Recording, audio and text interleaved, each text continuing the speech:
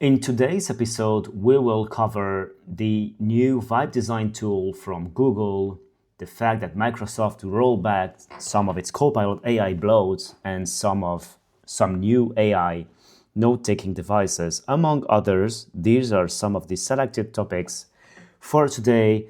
User Experience Digest. One, two, three, four.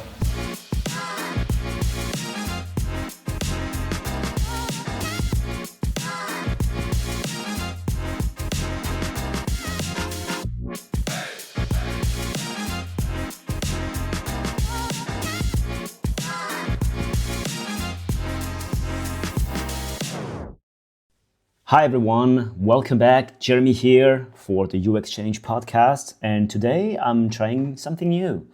I'm trying to read you some news out loud when it comes to the field of user experience.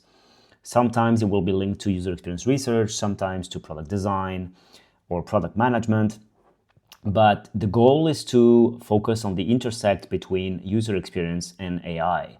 See how AI affects, changes our practice, and impacts user experience overall. And so I'm going to select a few, let's say, news, and then I'm going to comment them to the best of my ability.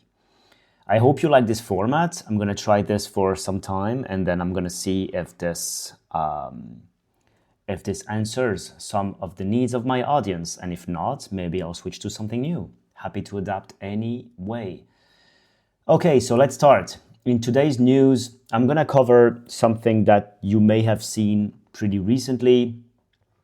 Some of the, let's say now, more and more widespread way to do design, and some new ways for people who are maybe not so familiar with the design aspect.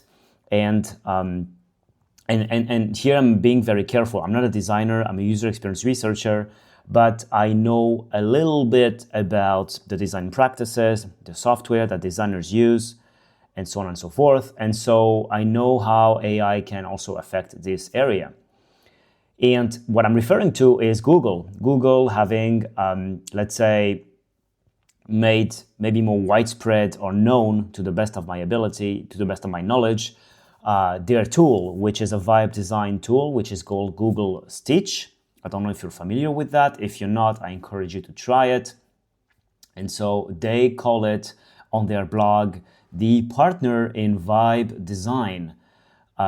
So we have Wall Street thinking that Stitch is a job killer. But of course, designers are not going anywhere. We know about that. And it's usually the case when it comes to AI. I'd say that AI is really great at automating / maybe not automating, maybe streamlining some of the very manual tasks. But when you try to represent the tasks that someone does in their job, you need to have in mind that not everything is so manual. And so what we refer to as a user experience designer, they may move some pixels around on their screen, but this is not what they do all day. So that's the thing.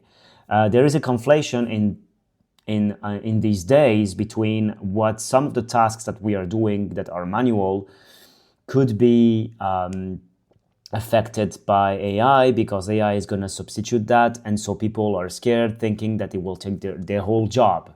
If your whole job is just moving pixels around, probably, but I doubt it. I doubt it that someone has to do that. Maybe in some situations, and if this is happening to you, I would suggest you to try to learn new things and to try to, let's say, expand your scope and your horizon. Anyways, just coming back to Stitch, I have used it personally. I'm not a designer. Again, I have to say this is really, really helpful for me in my specific circumstance. And again, I'm not a designer. So what I did with this is worth what it's worth. But basically, for those who don't know, it's Google Stitch. I would say it's a program that allows you to prompt whatever you want to have design as a UI when you create some some screens, an app or a website. You just prompt it, and then you will get the result right away. So, and you have multiple ways to do it. You have you can ask it via a prompt. You can attach a screenshot, a sketch, visual inspiration. You can also add a design system. You can also prompt it with voice. I think this is the latest addition, by the way, from Google. It's you can do it by voice. So you will have your interface, your UI created in a matter of maybe seconds. And you can do a lot of stuff with that. So of course, you can, once you do that, iterate, ask it to iterate according to whatever thing you need to modify. You can export what you just created in several ways, to code, to Figma layers, to a prototype, and so on and so forth. Many things can be done. Many things can be done. At this very moment when I'm talking about this, I'm also looking at my interface in Google Stage of some personal projects that I did to try to describe to you what you can do. You can also generate multiple variations of your design. So this is good when you want to make a decision between several things. And then you can create some prototypes out of it. You can copy a UI by just pasting a screenshot and say, please prototype me this. So this is really effective, of course. And again, I will comment on what I know, but there is all the things I don't know because I'm not a designer, and there are all the things I don't know that I don't know. So I'm sorry in advance for all the designers listening to me. Please correct me in the comments. Please reach out to me if you want to add something, if you want also to appear in this podcast and bring your experience. That would be really helpful to me. All I want is to learn and to spark some conversation. But anyways, as a researcher, what I can share is that, as always, not only in research, but in everything AI, there is a lot of noise. That's the first thing. I see a lot of noise around. As soon as there is something new that is potentially automatable or streamlinable, everyone talks about it and everyone sees that as, let's say, the only way forward. And so that's one thing, and that might be true to some extent. So it's the same with research. I would say that research could be potentially more impacted by LLMs than design, because ultimately with design you need to you prompt it with some language, but then something needs to be created out of that. So there are many decisions that are taken on top of that. You need to take the decision of the color, of the design system, of the font, of the structure, and information architecture of stuff. There are many more let's say decisions to be taken. Whereas with research, I'm not saying that everything is automatable in research, certainly not, but I'm just saying that most often what we use are words. We create a research plan with words, we create a script with words, we interview people and we listen to them and we transcribe things. These are words. We analyze it and we provide an analysis, it's words, and so on and so forth. Not everything is to be reduced to words, of course. It's not what I'm saying. I'm just saying that it might be somewhat easier to incorporate LLMs into your workflows if you are a researcher than if you are a designer. That's my 2 cents. And again, this might shift and I might be totally wrong in some months. Anyways, so what I'm seeing from the standpoint of a researcher is I have always wanted to do some personal projects and also sometimes some freelance projects as designer, but I didn't always have, let's say, all the time to learn all the design tools, and not only design tools, because a tool is just a tool, but the design theory. And by that, I'm referring to, let's say, what choice of colors should I make?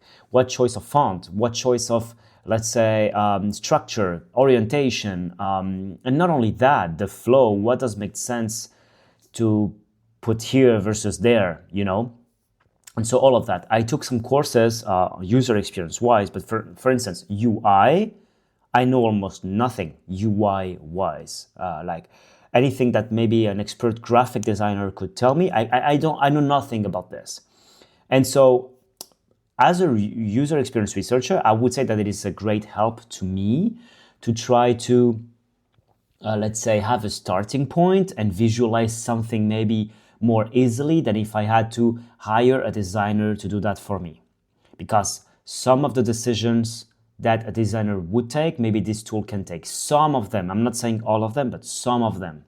And so that provides to me something that is really cool when it comes to having a prototype. Let's say I want to study a behavior from someone, and I want to test if XYZ tool would help someone in achieving XYZ job. Well, I can prototype it with Google Stitch right now. I don't have to ask a designer to do it. And again, for what it's worth, it will not be as good as what a designer would provide me. But probably I don't need to have, let's say, 80% good for the job that I have to do. Maybe I just need 20, 30% good to showcase an idea. And maybe that is helpful enough to remove all the blockers that I would have when it comes to design. That's my perception of someone who is from outside of the discipline. And again, these tools are really great when it comes to lowering the barriers to entry for someone who is not from a given discipline. So for instance, if I'm not a financial planner, I could potentially use AI to help me lower the barriers to entry to being a financial planner. That's an example. But I'm not saying that it makes you an expert, because it doesn't, let's say, abstain you from having to learn the things. Because when you use the tools, for instance, when I use Google Stitch, I need to know what I have to prompt it. I need to know what I need to ask. And so there are all the things that I don't know, which could help me. And so that is only a designer who would know that. I could tell it, look, I want you to make me a fitness app. It will do something because it was trained on millions and millions of, let's say, files and data from people. And so it will do something that is average, but it will maybe not do what I have in mind. So I need to describe this fitness app. But then how do I describe it? This is the job of a UX designer. Me as a researcher, I can only prompt it with the ideas that I have, but I will not be an expert at prompting it because I'm not an expert at being a UX designer. And so that's the thing. What does Stitch do? What does it do? I would say that Stitch helps in, let's say, some percentage of the job, which is probably, I don't know, maybe 10% of what a UX designer would do, maybe 5%, maybe less.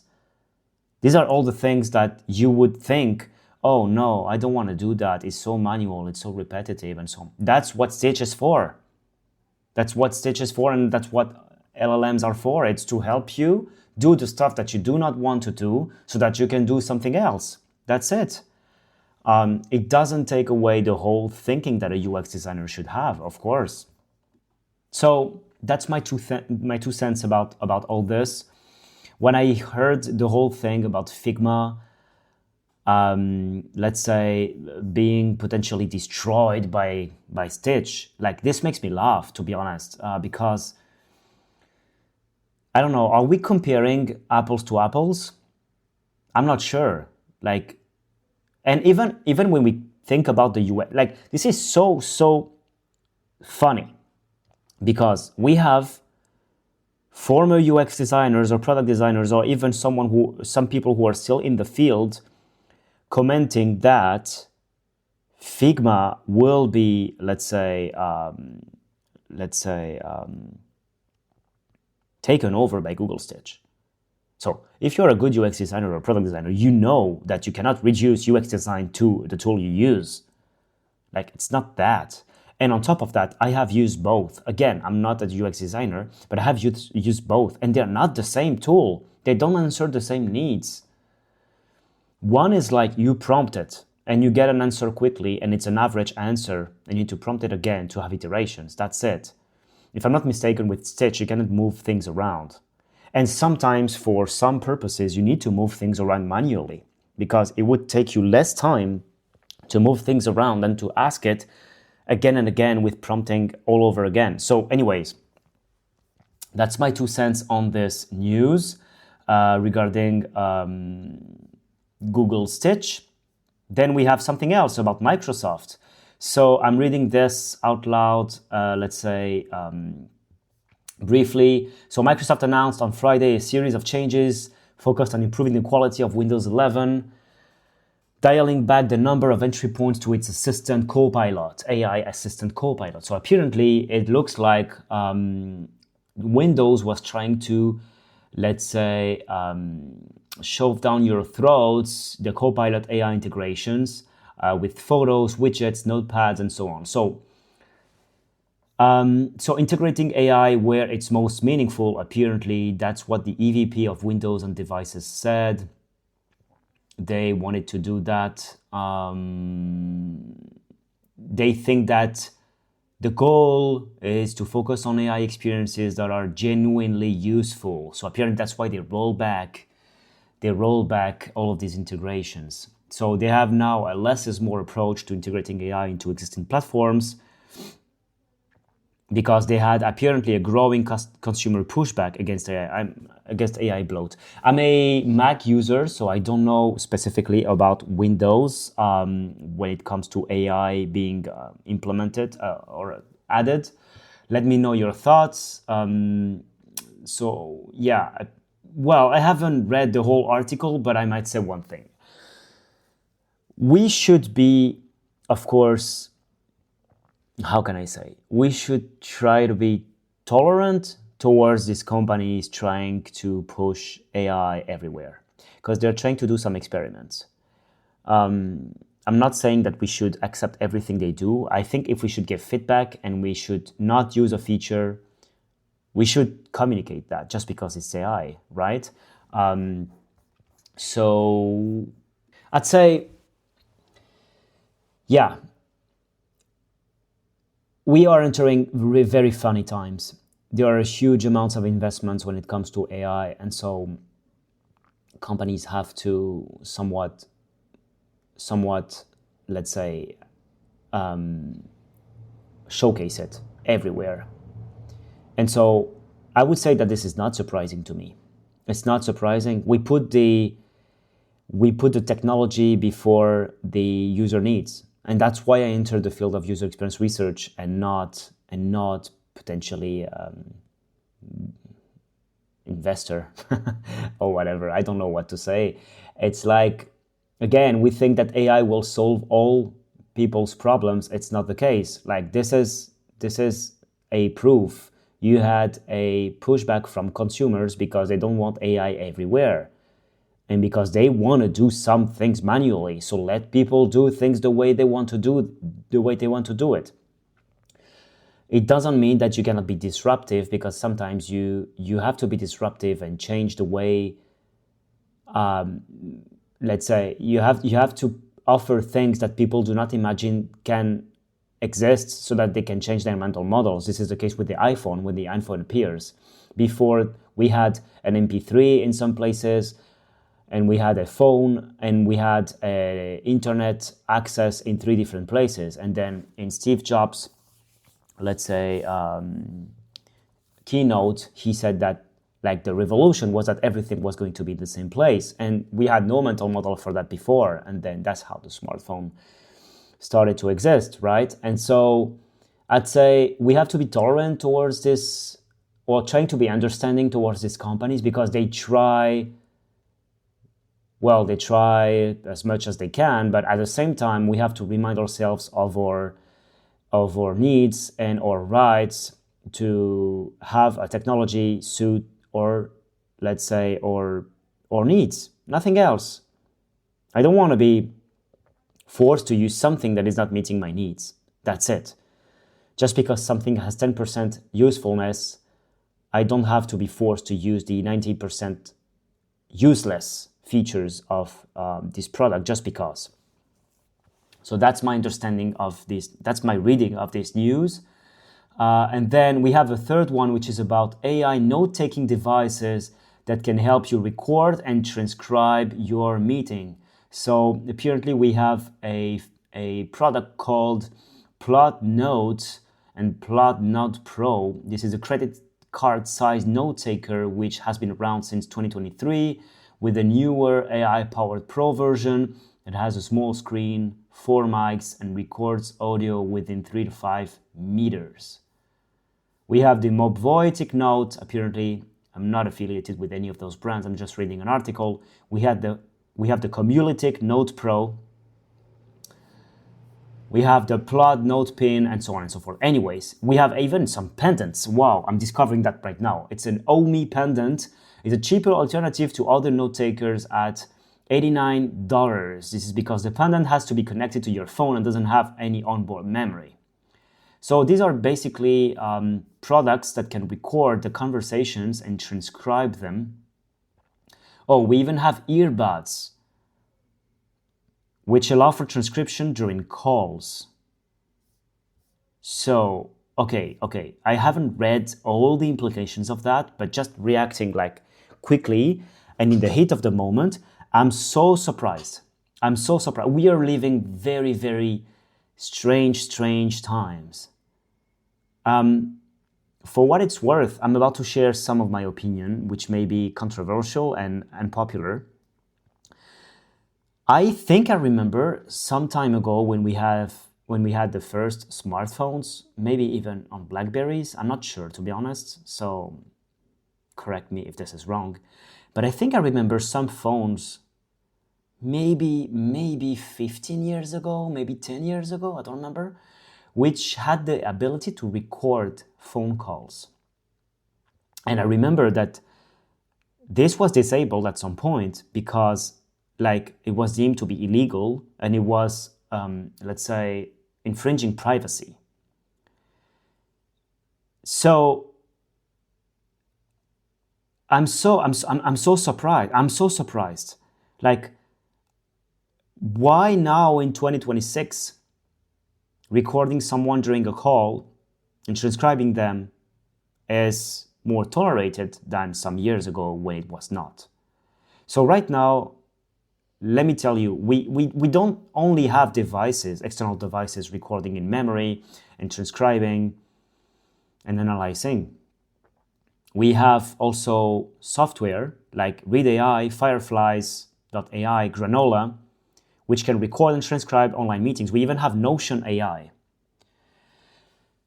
And these things are, so I'm not against the technology. I think this is a great technology. I think it's good if your meeting attendees know that you are recording them, but this is a double-edged sword. Let me tell you, I think by having these tools so widespread, I think it will have the same effect. I may be wrong, but I think it will have the same effect as when you say to someone you don't have social media or you don't have a smartphone.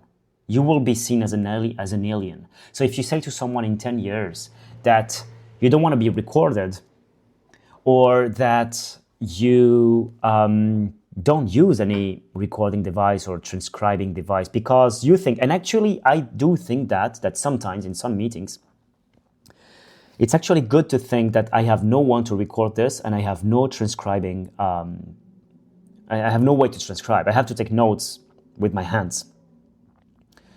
I would challenge everyone to think of the difference that it does to your brain, taking notes by hand versus having someone taking notes for you and synthesizing everything. I would be able to bet on that it has a difference in your ability to gather your thoughts, summarize what you heard, and so on, and be productive. And so I'm so surprised. I'm really so surprised that this is becoming so popular and that we are accepting that in our day-to-day without even asking. I have joined so many meetings in which when I jump in the meeting, like by default, we have an AI companion, or we have Fireflies, or we have Granola, or we have Notion AI recording your voice, transcribing, and so on. And then the thing behind that is that we need to be careful that these data are going to some servers. Like if you do not self-host the technology, your voice is recording and is going somewhere. Like I don't care about my voice, to be honest, by now, because if you can all listen to my podcast, it means this is on some servers. But I'm just wondering, like philosophically speaking, what makes 2026 different to, let's say, 10 years ago, in which we said, no, it's forbidden to record someone and to transcribe what they're saying, versus now, when we embed these technologies in some, let's say, products or even on software, and it's becoming so widespread. I'm really surprised. Why is it so different? And you cannot tell me that it's because we didn't have the technology. We always have the technology to record. Well, always, not always. But for a long time, we had technology to record. We couldn't analyze that through AI. So I'm just wondering, why did the emergence of AI also, let's say, enabled through that the emergence of recording and transcribing? Like, really, I'm so surprised. And I leave that as an open question. And I leave that as an open question to my audience. Like, do we think that recording someone in 2026 is, let's say, less debatable than 10 years ago? That's it. That's my only question. And so that's it for today. And so if you saw this episode is a bit different, I'm reacting to some news that I'm seeing every day about the intersect between AI and product design and user experience research and so on. If you like this format, please consider subscribing, consider activating the notification bell so that you can hear the next episodes. And I hope to see you in the next one. Until then, take care. Bye-bye. Yo.